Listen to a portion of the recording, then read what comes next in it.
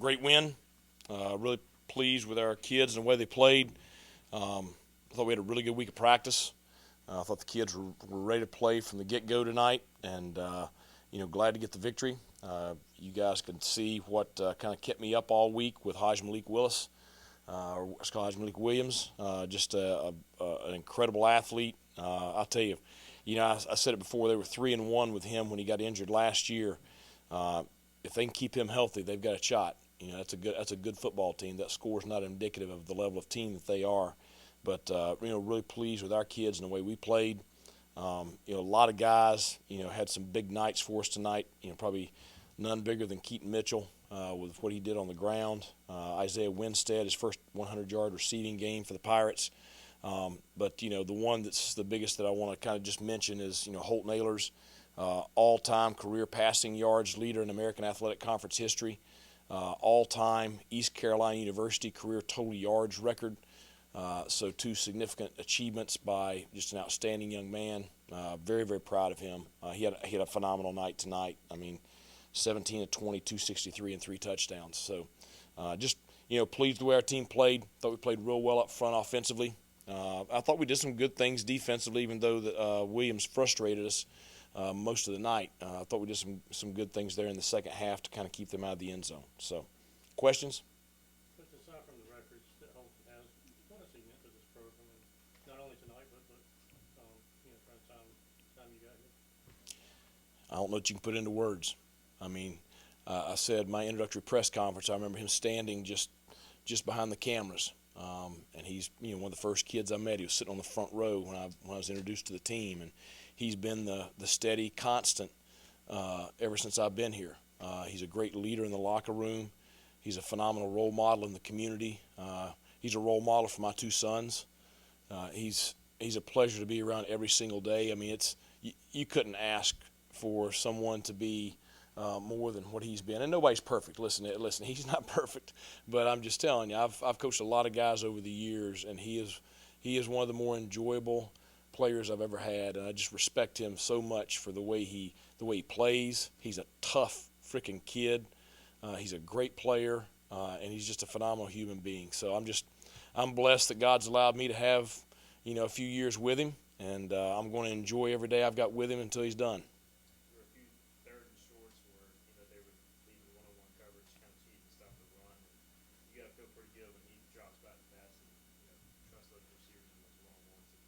Yeah, that's what I told Jalen Johnson, on the 4th down when, we had the 4th down call originally there. It was like 4th and 3. Ryan had the false start and set us back. We stayed with it just because, we trusted our offensive line, and I thought Jalen had a great matchup, and Holton, knew right where he was. So it was really good to see us win those one-on-one matchups down the field, because we're going to have to throughout the year this year. People are going to sit there and they're going to load up on Rajay and Keaton. So we're going to have to be able to throw the football the way we did tonight. You got to be happy with the defense in the secondary, especially not giving up any cheats in the second half. In the second half, yeah. I wished we hadn't missed that tackle on the hitch route that gave them the long touchdown. But I thought we responded and played well in the second half. So that was good to see. Going for it on a few 4th downs, does that just talk about the trust and confidence you have in the offense? Yeah, and we just.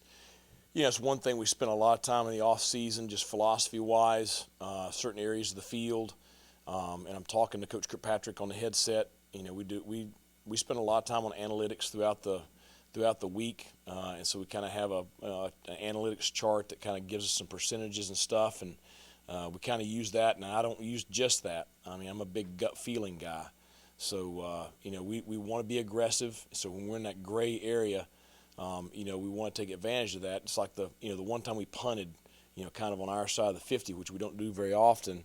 I was kind of ticked at that because we kicked it in the end zone. That's just a waste. You end up with a 14-yard punt or whatever. So that's why we're so aggressive in that part of the field. At least in terms of protection tonight, you had a clean night on special teams outside of that one. We had a real good night on special teams. I know you guys like to bash the special teams, and rightfully so. You've done crucified us for 2 straight weeks. You can say we played really well in the kicking game tonight. It's okay. There was no pressure on any of the kicks. There was no pressure on any of the punts. There was no pressure on any of the punts. Okay, our kickoff coverage unit was phenomenal. Our kickoff return unit was very, very solid. So I think it was a really good night on special teams. I know that you don't have anything to gripe about tonight. You had the right. I did not. Coach, can you put this game tonight in the context of going forward in the league play next week and the fact that you did play clean tonight? Well, I think that's it. I mean, I'm giving Glenn a hard time, but we needed to improve on that stuff. I'm telling you now, those offensive linemen on that PAT unit, I mean, on Tuesday, we brought the funk at them. I mean, we came at them with everything we had and making them, and that ain't a whole lot of fun. They didn't like it a whole lot. But the point was, we're going to be physical on that PAT field goal unit. And that's just, last week is inexcusable. So it was really good. I mean, you had about 5 sets of eyes glued on that unit tonight, watching individual, just making sure we didn't have any fundamental breakdowns. I thought they did a really good job. So I was very pleased with that. We got to shore that stuff up. I mean, we got a good Navy ball club coming in here next week, and they've had 2 weeks to get ready for us. We're going to have to play our best ball of the year to have a shot. Coach, can you speak to what it was in the first quarter where the defense, allowed those scores and then shut them out for the rest of the game? Well, Malik Williams, and then a missed tackle. I mean, that's what it is. I mean, you have a kid that we were spying him multiple plays. We have somebody spying him, and he outran the spy.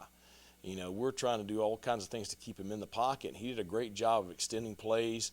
We got to look at the film because we worked all week on latching onto those receivers down the field whenever the quarterback got out scrambling around. Obviously, we gave up a couple of those, so we got to correct that. But he's a good player now, and we got to make that tackle on the hitch. That's one we make. Juwan's a very good tackler. He'll make it 99 times out of 100. He didn't make it that one time, so it cost us. So, but we cleaned it up after that. Pretty good practice to go against that type of quarterback this early in the season in case y'all face somebody similar. Yeah, I mean, I think it's always good to be challenged like that, and I'm telling you, I don't know if you're going to see a more athletic kid all year. So. It's good to get Mason in the game. Yeah. Yeah, I talked to him at the beginning of the fourth quarter and told him to get warmed up and get some snaps.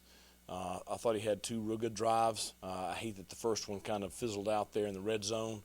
The second one probably would have ended up punching that one in, but no need to there under a minute. But it's Marlon's. I told Marlon, I said, one of these days I'd like for you to break one of those long runs and go ahead and score. But it was really good to get Marlon some reps, get Mason some work.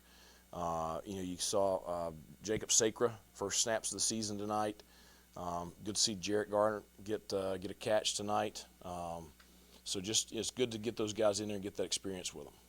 Coach, do you feel like you have more weapons this year on offense? It seems like nobody cares who gets the points, but they seem to be kind of selfless.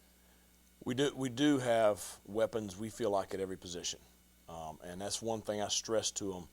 That's why the me monster thing's up there on the board. It's just, as long as we can stay unselfish, because you look at the way it just works out. It works out different each week. Every week somebody different's had the hot hand.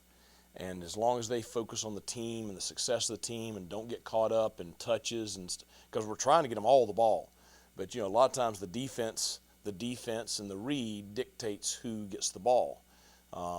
And as long as we can keep that unselfish team-first attitude, that group has a chance to do some damage because all of them can make plays. And we saw that tonight. We know just how great Keaton and Rajay are together. I mean, 2-headed monster coming out of the backfield. Yep. This is 2 weeks in a row where we've seen Marlon be very productive late in the game. Are there any chances we'll be seeing more of him going forward this season, or is he going to be in a similar position for the remainder of the season, just learning behind such a talented running back? Right. So he's going to be used to force going forward.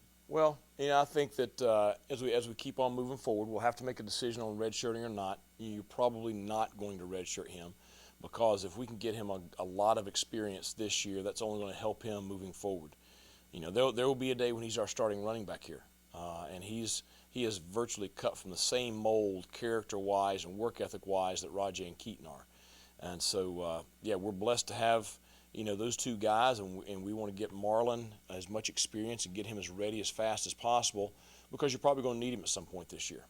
Stubby had to try to replicate Williams this past week in practice. He did a good This job. week he gets the Well, option offense. Yeah, that's we've been working on it every Sunday night. So we've practiced for Navy ever since the beginning of fall camp.